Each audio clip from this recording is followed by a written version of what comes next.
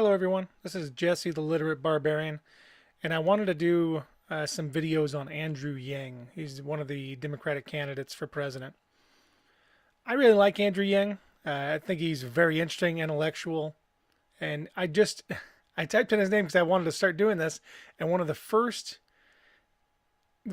clips I saw, I thought it was so ridiculous that I wanted to start with it, even though it wouldn't. I would start with his policy positions, but I'd rather do this first. So give me 1 second. It's going to be a few minutes of video, and then I want to kind of go over a bit of it for you. So give me 1 second here, and we'll get this going. All right. So this is from the CNN town hall, and there were just one part caught my attention specifically, which I guess I didn't even watch this whole town hall. I seen him with Joe Rogan and Ben Shapiro, but here we go. Let's go ahead and play part of this, and then I want to kind of react to it. To our audience now, and Constance Young, she's an activist and speaker here in Washington. Constance, go ahead. Over the last couple of years, we've seen a resurgence of white nationalist violence. As a survivor of the deadly car attack in Charlottesville, it is important to me that our next president addresses this issue immediately. Please explain how you will work to curtail this problem, and also please explain whether you will support a bill that defines white nationalist violence as terrorism. Okay, I just want to point out I don't have any problem with the question. No problem whatsoever. My issue comes up in a second.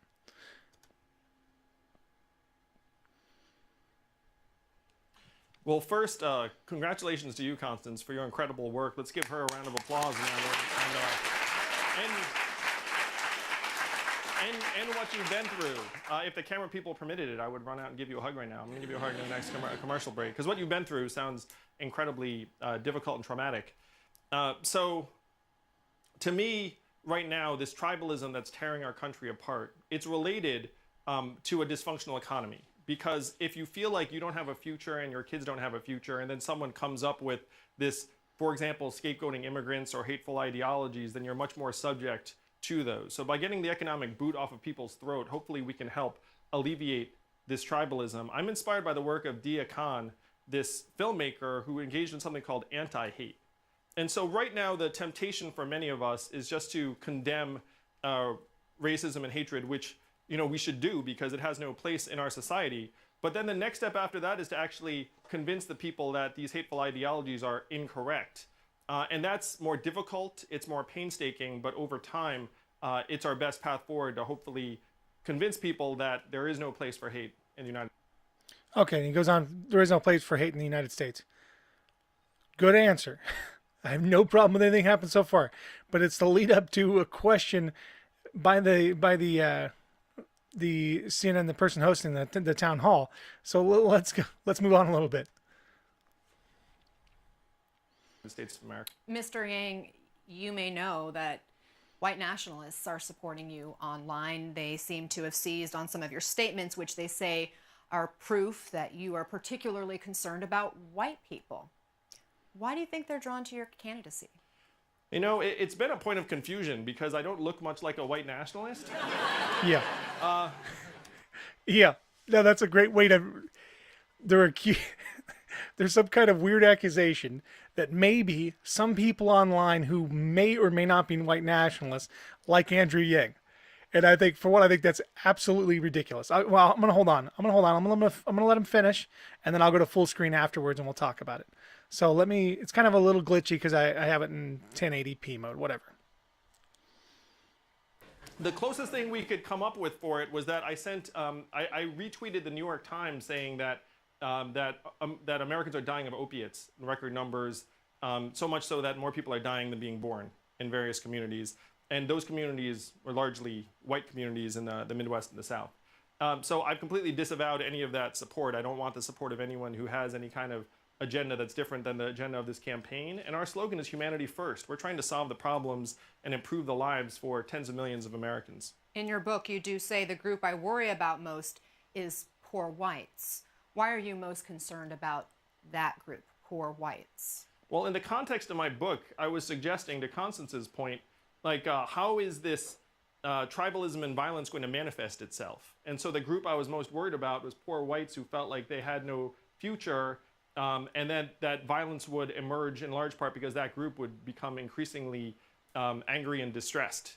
And so that's the context of the book. But I am most concerned about that group in terms of the nationalism that Constance was describing.